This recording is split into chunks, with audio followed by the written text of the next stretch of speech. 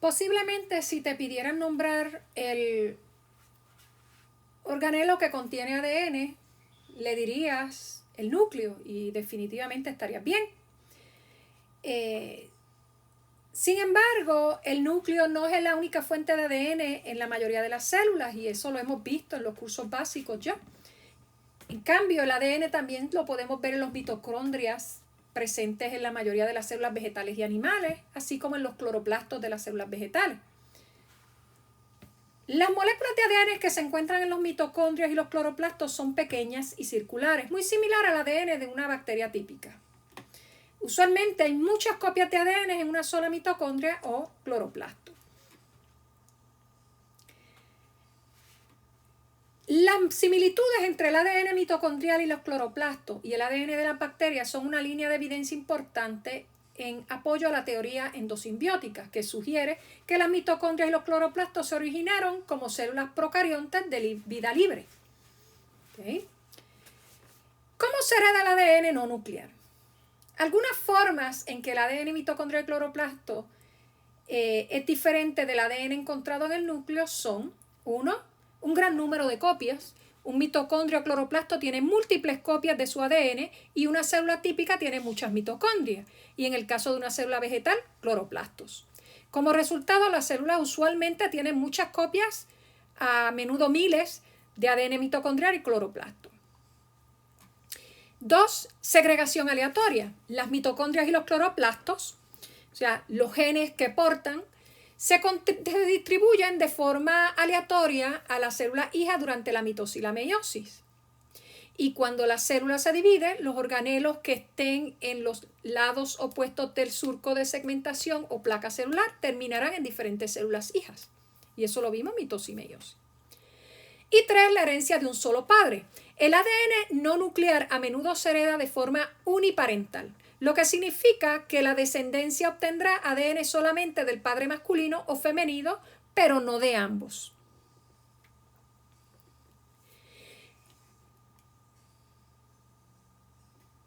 En humanos, por ejemplo, los niños obtienen ADN mitocondrial de su madre, pero no de su padre. La herencia cloroplástica, los primeros experimentos, a comienzos del siglo XX, Karl Correns, un botánico alemán, realizó una serie de experimentos genéticos utilizando 4 plantas Don Diego, Mirabilis jalapa. Ahora sabemos que su trabajo demostró que el ADN de los cloroplastos se transmite de una célula a otra y de un padre a su descendencia, aunque ni Correns lo sabía en aquel entonces. Correns tenía curiosidad sobre estos rasgos de coloración y llevó a cabo varios cruzamientos entre plantas de diferentes colores y encontró que el color de la rama donadora del óvulo, o sea, la madre, determinaba el color de la descendencia.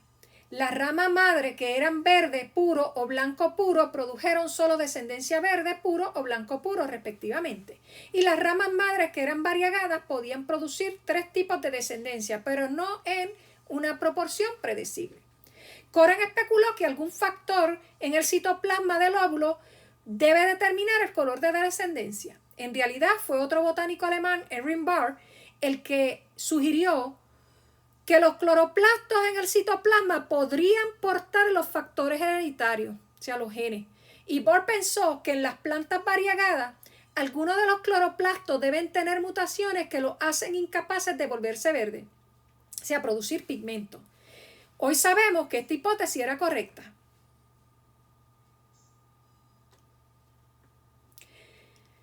A lo largo de muchas divisiones celulares, algunas células terminarán con un juego compuesto solo de cloroplastos normales. Otros obtendrán un juego compuesto solo de cloroplastos no funcionales, que son los que hacen las partes blancas.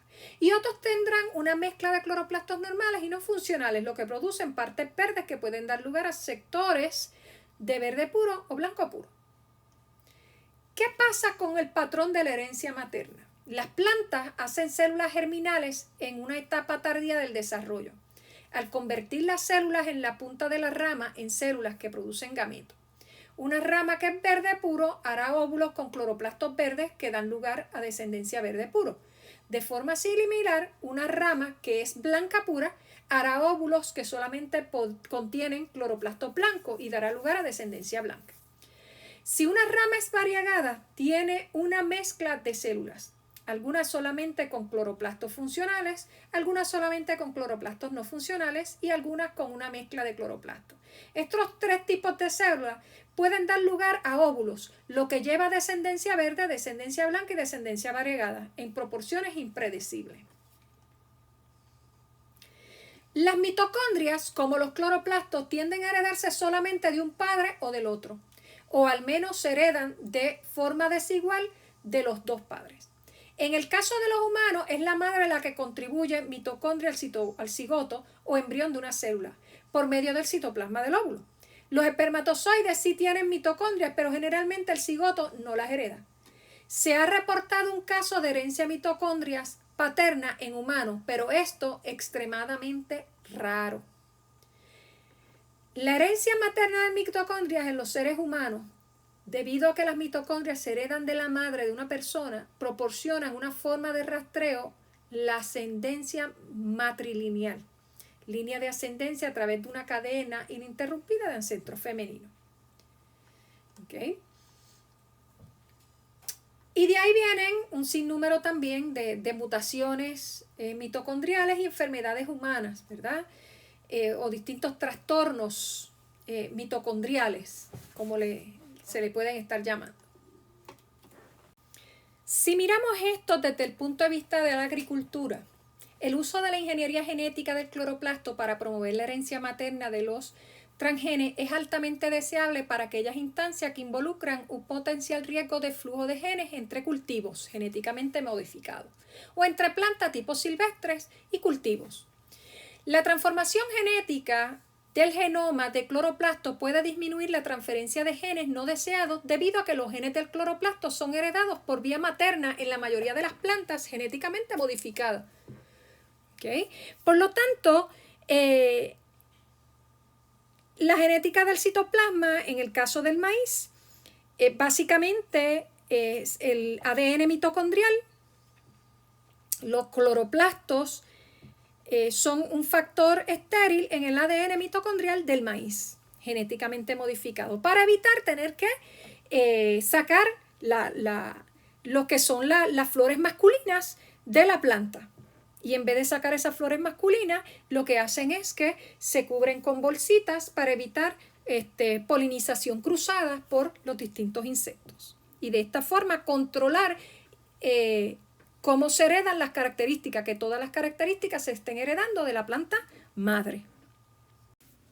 Hemos llegado a lo que nosotros conocemos como el sistema de apareamiento y o los tipos de cruces, ¿verdad? Ya hemos visto cuando vimos Mendel que nosotros cruzamos un padre y una madre, ¿verdad? Cruzamos una madre por un padre, nuestras progenies, ¿okay? Esta es nuestra generación parental. ¿Okay?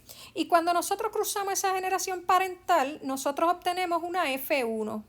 ¿Okay? Vamos a subir que esto es así. Y nosotros, usualmente, esa generación filial parental 1, nosotros entendemos que se hace a partir de unos cruces que son homocigóticos en la mayoría de las veces o son líneas puras. ¿Okay?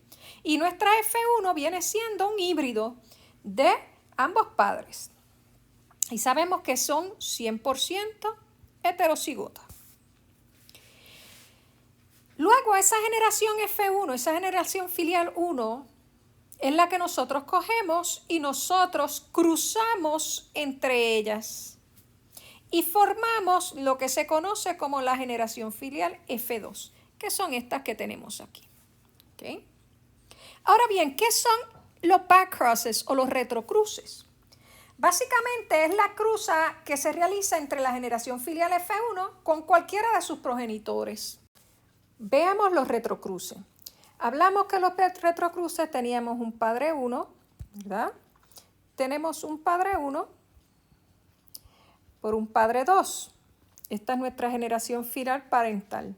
Cuando los cruzamos tenemos una F1. Hablamos que el retrocruce es tomar esa F1 y cruzarla nuevamente a uno de los padres. consecutivamente. Eso significa que no vamos a hacer una selección física dentro de esa generación F1, simplemente vamos a cruzarla a uno de los padres con aquella característica que nosotros deseamos integrar y purificar dentro de esa F1. Esa F1 ahora mismo es 100% heterocigótica, se carga 50% del material de un padre y 50% del material de otro padre.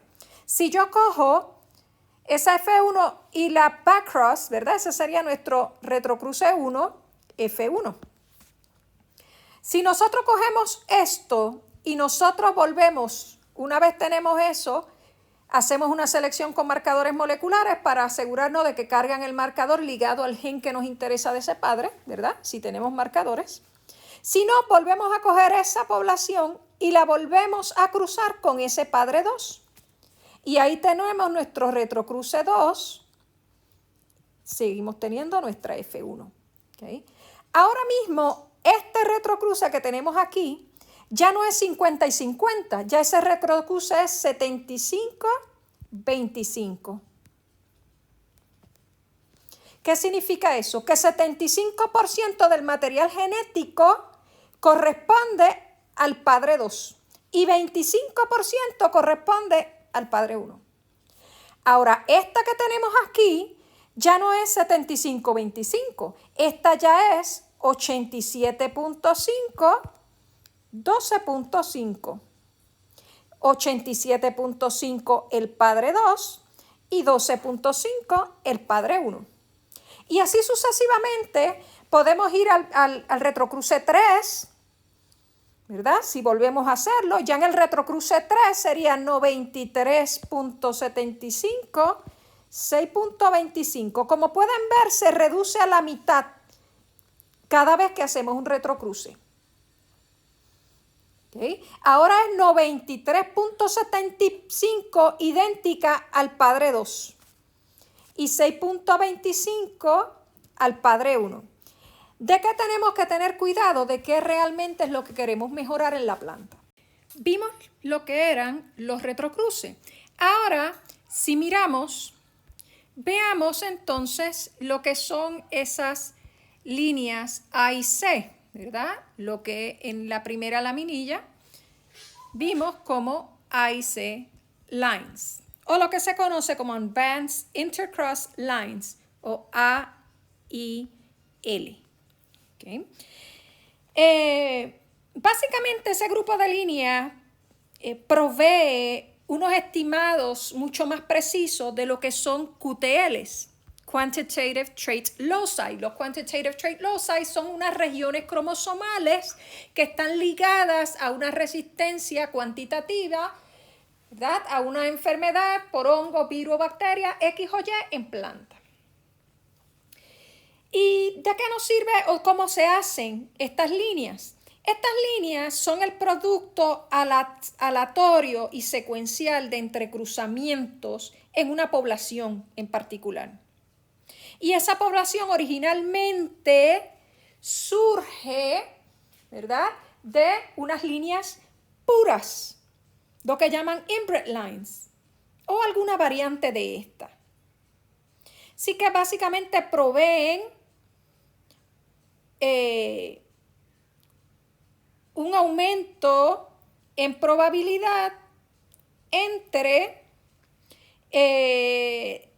la recombinación de dos locis en particular. ¿Okay?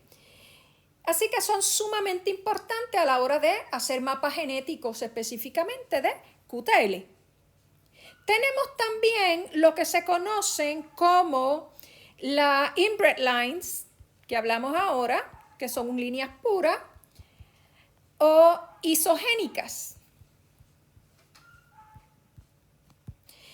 Y esas líneas isogénicas o líneas puras se refieren a una población que tiene genes idénticos. Hay distintas técnicas moleculares que se utilizan para modificar el ADN de la célula. Por lo tanto, esas líneas isogénicas se refieren a un grupo de células que han sido genéticamente modificadas de alguna forma, ya sea por mejoramiento tradicional o ya sea porque son genéticamente modificadas, ¿verdad? Pero fueron modificadas para que pudieran tener hasta cierto punto cierta identidad que las distinguen de otras líneas. ¿Okay? En pocas palabras, esas líneas isogénicas son sumamente importantes, ya que van a proveer una información ideal, ¿verdad? ¿Por qué? Veamos esto un segundito. Usualmente son el producto de un programa de mejoramiento genético, donde se le introgressing, se le añade un carácter deseable o un gen deseable que viene de uno de los padres donadores de la generación parental que ya vino. Y eso se hace usualmente por un proceso de retrocruce repetitivo, seleccionando el carácter deseado. Cuando hablamos de los retrocruces, les dije que al final, ¿verdad? Dependiendo qué sea lo que nosotros queremos mejorar, nosotros podemos hacer un retrocruce, 2 retrocruces, 3 retrocruces. Ya después, en el tercer retrocruce, ya es un 93% idéntico al padre que estamos retrocruzando. O sea, nosotros hacemos líneas puras y lo llevamos a una F8 para purificar ese retrocruce que hicimos. Tenemos también que dentro de lo que son esas líneas puras, invert lines, tenemos lo que se conoce como rails, ¿verdad? ¿Y qué son esas líneas recombinantes? Esas líneas recombinantes, básicamente, lo que es un cruce entre 2 líneas isogénicas. ¿Okay? Entre 2 líneas isogénicas. Y básicamente esas líneas recombinantes, las características para una resistencia, vamos a decir, enfermedades en particular, en el cromosoma se están incorporando unos cambios permanentes. ¿Okay? Se están incorporando unos cambios permanentes y se utilizan para el desarrollo de mapas genéticos, donde usted tiene un mapa genético de una población en particular, donde son 100% genéticas, idénticas todas, con excepción de unas diferencias conocidas. Y se utilizan esa población para desarrollar unos mapas genéticos donde la población básicamente nos sirve para comparar otras poblaciones que se están desarrollando e ir incorporando o ir añadiéndole un mapa genético de una población o de unas variedades en particulares. En este caso, si miramos desde el punto de vista de habichuelas, ¿verdad? O de maíz, que es otro de los granos comunes que se utilizan. Tenemos también el concepto de selfing, ¿verdad? Que eso ya lo vimos. Lo hemos estado viendo desde que empezamos a hablar de Mendel. Selfing no es otra cosa, ¿verdad? Selfing no es otra cosa que cruzar entre sí. Autofecundación. Nosotros cogemos la F1, la sembramos y las dejamos que se crucen entre ellas. Y cogemos la F2 que surge, la sembramos y dejamos que se crucen entre ellas. ¿Qué pasa? Que en el concepto de selfing, esta F1, cuando la sembramos y dejamos que se crucen entre ellas, nosotros vamos a estar seleccionando indirectamente aquellas que mejor estén paradas, aquellas que tengan una mejor arquitectura y sobre todo aquellas que producen más. Y esas son las que nosotros sembramos y obtenemos la F2. Y en la F2 volvemos otra vez a seleccionar por unas características en particulares y tratamos de que siempre sea a gusto del consumidor y del productor. Y si tenemos marcadores moleculares para identificar resistencia a alguna enfermedad X o Y en particular, pues podemos utilizar esos marcadores moleculares en esas plantas en esa población, ¿verdad? Para asegurarnos que dentro de lo que nosotros estamos seleccionando en el campo para arquitectura, para postura, para rendimiento, también se incorpora esa resistencia. Por último, tenemos lo que son los double haploids. ¿Okay? Los double haploids. Esos double haploids o los haploides dobles, como le llaman a veces, básicamente es un genotipo que se forma de células haploides que pasan por una duplicación cromosomal. Ahora, ¿qué significa eso en el mejoramiento genético? ¿Verdad? ¿Qué significa en mejoramiento genético que se duplique el cromosoma? En el mejoramiento genético de plantas, cuando el mejorador o el fitomejorador hace sus cruces, básicamente lo que significa esto es que el mejorador desarrolla líneas que son 100% homocigóticas. 100% homocigotas, o sea que todas son iguales, todas son igual de altas, todas producen básicamente igual, todas son igual de resistentes a una enfermedad X o Y, todas se levantan del suelo de la misma forma, o sea, es una población 100% uniforme. Y todas se pueden producir por autopolinización o por especies de polinización cruzada.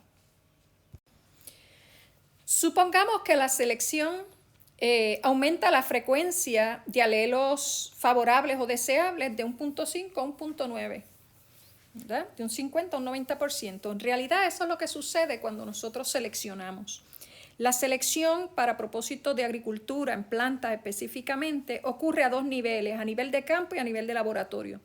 A nivel de campo vemos las plantas, vemos unas que están mucho más bonitas que otras, vemos unas que producen más, vemos unas que se levantan mejor del suelo, que no están arrastradas, no están tiradas, vemos unas que producen más flores, producen más vainas o más semillas, vemos unas que la arquitectura es más amplia, más ramificadas, ¿verdad? Vemos unas que los frutos son más bonitos, más grandes, más deseables, mejor para el consumidor. Así que hacemos una selección artificial en el campo, si se puede llamar de esa forma. Luego, esa semilla, cuando volvemos a sembrar la semilla que seleccionamos en el campo, esa semilla se toman unas muestras y en el laboratorio, a nivel de laboratorio, se evalúan utilizando marcadores moleculares. Eso es lo que hace el mejorador. Y se evalúan para resistencia a enfermedades a dos niveles, a nivel de laboratorio, a nivel de invernadero. A nivel de laboratorio se evalúa para ver cuáles son más resistentes a una enfermedad en particular. Puede ser a hongo, virus o bacteria, la que estemos trabajando en el momento. Y a nivel de invernadero nosotros fumigamos o inoculamos, ¿verdad?, con el hongo, la bacteria o el virus que nosotros estemos evaluando. Y nosotros vemos físicamente en el invernadero cuáles son más resistentes, cuáles son más susceptibles o menos susceptibles. Y hacemos otra selección artificial, donde básicamente aquellas que fueron más resistentes, utilizamos las semillas de esas y esas son las que llevamos al campo el próximo año. Y reconfirmamos que realmente sean más resistentes a nivel de laboratorio utilizando los marcadores moleculares. Nos aseguramos que carguen los marcadores que tenemos disponibles para esas enfermedades o esas afecciones en particulares. Bien, si miramos los tipos de acción génica con los que se encuentra el fitomejorador, a nivel de un gen simple o un gen singular, se puede observar dominancia. Lo hemos visto con las leyes de Mendel, donde un heterocigoto, por ejemplo, A grande A pequeña, tiene un fenotipo que es diferente a dos homocigotos, ya sea homocigoto dominante o homocigoto recesivo. ¿Ok? Pero ese heterocigoto a simple vista va a ser idéntico a este. No sabemos que esto está aquí. ¿Ok? Hay una interacción entre dos alelos en un locus. Pero si nosotros cogemos esto y nosotros lo sembramos en el campo nosotros vamos a poder ver esto. Pero nosotros no vamos a poder diferenciar entre esto que está aquí. Nosotros también podemos tener, dentro de lo que es la acción génica, la llamada pleiotropía, donde un gen en particular influye sobre dos o más caracteres. ¿Qué significa eso? Es la expresión de múltiples caracteres por un solo gen, donde un gen puede controlar o influir en la expresión de varias cosas. ¿Okay? La palabra pleio significa más y tropos significa formas. ¿Okay? Y eso lo explicamos. Y por último, tenemos cuando dos o más genes influyen sobre un mismo carácter. ¿Okay? La posibilidad de que exista una epistasis. Y eso lo vamos a discutir ahora. Cuando hablamos de interacción interalélica, lo primero que nos viene a la mente es la epistasis. La epistasis es la interacción más común que se presenta en diferentes individuos y es definido como el impedimento de la expresión fenotípica de un par de genes sobre otro, el cual por la sola presencia del primero no tendrá ninguna expresión. Sí que la epistasis es análoga a la dominancia porque en ambos fenómenos un gen cubre la expresión del otro, del mismo locus en la dominancia, de locus diferente en la epistasis. Debido a esto, el par de genes que inhibe o impide la expresión fenotípica de otro par de genes se le conoce como un gen epistático, mientras que el par de genes que es inhibido en la expresión fenotípica se le conoce como un gen hipostático. Existen diferentes tipos de interacciones entre dos pares de genes, la epistática y la no epistática. La interacción no epistática es aquella que da origen a nuevos fenotipos, como por ejemplo la forma de la calabaza de verano. Esta está dada por un efecto aditivo de dos genes, donde las proporciones 9, 3, 3, 1 se ven modificadas a 9, 6, 1. Por ejemplo, si la generación parental es ABB por el segundo padre, A grande, B pequeña,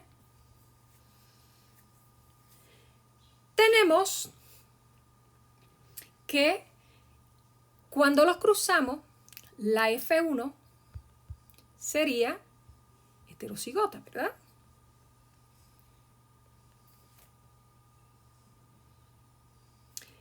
Esto es un fenotipo en forma de esfera. Esto es un fenotipo en forma de disco.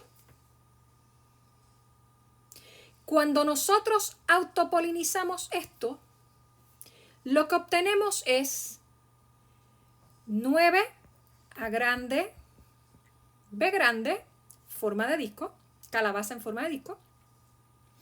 Vamos a obtener 3, que son A pequeña, B grande, y esto puede ser B grande o B pequeña, 6 calabazas en forma de esferas, ¿verdad? Porque aquí tenemos también A grande, B pequeña, B pequeña. Son calabazas en forma de esferas, estas dos. Y vamos a obtener una que es A pequeña, B pequeña, B pequeña, que es una calabaza en forma alargada. Hay lo que se conocen distintas interacciones o distintos tipos de epistasis, ¿verdad? Está la interacción epistática, que es aquella donde la acción de uno o dos genes inhibe la aparición del fenómeno común. ¿Okay?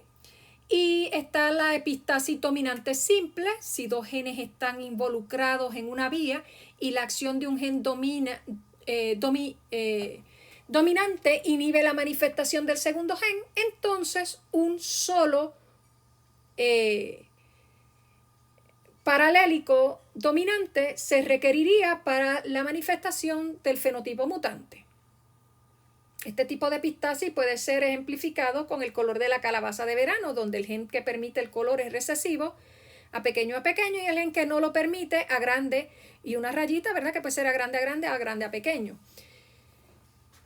En el segundo gen, el color amarillo es dominante, B grande, y el color verde, B pequeño, por lo tanto, si la F1 del cruce de díhíbridos homocigotos dominante blanco, A grande, B grande, con homocigotos recesivos verde, A pequeña, B pequeña, se cruzan entre sí, se obtendría frecuencia fenotípica 12-3-1. ¿Ok? Donde el color de la fruta serían blancos, tendría 12 que son blancas, 3 que son amarillas y una que sería verde. ¿Okay? Las blancas serían A grande, rayita B grande, rayita, A grande, rayita, B pequeña. Son blancas. Mientras que las 3 amarillas serían A pequeña, B grande, rayita, que puede ser B grande o B grande, B pequeña. Son amarillas. Y una sería A pequeña, B pequeña, que serían verdes. ¿Por qué? Porque B grande, rayita, y el color verde, B pequeño, son dominantes. Tenemos la epistasis recesiva simple, por último. Si dos genes están involucrados en una misma vía y la acción de un gen recesivo inhibe la manifestación del segundo gen, entonces, y solo entonces, un solo paralélico recesivo se requerirá para la manifestación del fenotipo mutante. Este tipo de epistasis puede ser ejemplificado con el color del pelaje de los ratones, por ejemplo, donde el gen que no permite el color es recesivo, A pequeña, al gen que lo permite, A grande, rayita. En el segundo gen, el color agouti es dominante, A B grande, rayita, al color negro, B pequeño. Por tanto, si la F1 del cruce de dihíbridos, color agouti, A grande, B grande, con homocigotos recesivos albino, A pequeña, B pequeña, se cruzan entre sí, se obtendrían frecuencias fenotípicas 9-3-4. 9 que son agouti, A grande, rayita, B grande, rayita. No hay acción epistática.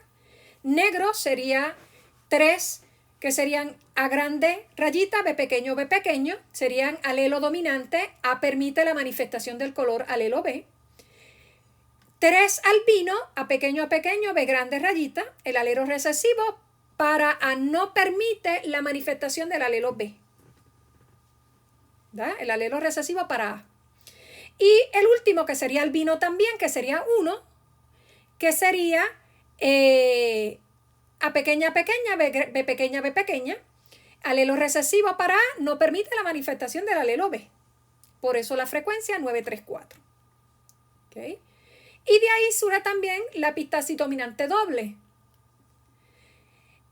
Aquí tenemos el caso del color del grano en trigo, donde la frecuencia 9-3-3-1 en un cruzamiento dihíbrido sin epistasis se ve modificada a 15-1. Para comprender este fenotipo, ¿verdad? Para este tipo de esquema, una enzima funcional A o B puede producir un producto de un precursor común. El producto da el color del grano del trigo, por lo que un solo gen dominante en cualquiera de los dos locus, de los dos loci A o B, es requerido para dar un mismo producto. De esta forma, si se cruza una planta de trigo con grano coloreado, con un genotipo A grande, B grande, B grande, con una planta de trigo con un grano sin color, A pequeña, pequeña, B pequeña, pequeña, la F1 resultante se cruza entre sí y las proporciones de la F2 se observan como 9 A grande rayita, B grande rayita, un grano coloreado, enzimas funcionales para ambos genes, 3 A grande A pequeña, B pequeña para grano coloreado, enzimas funcionales para el gen A. 3 serían grano coloreado, enzimas funcionales para el gen B, o sea, A pequeña, B grande rayita. Y otro un grano sin color donde sería un homocigoto recesivo y no hay enzimas funcionales para ningún gen. Así que serían 15 a 1. Y por ahí podemos seguir, ¿verdad? Con lo que es una epistasis doble recesiva, epistasis dominante recesiva. Esos son conceptos que ustedes verán en cursos más avanzados, ¿está bien? Pero por el momento, lo que hemos visto hasta ahora es lo que nosotros en el curso de botánica, ¿verdad? Aplica lo que nosotros vemos como tal en el ambiente que nos rodea, en las distintas plantas que observamos.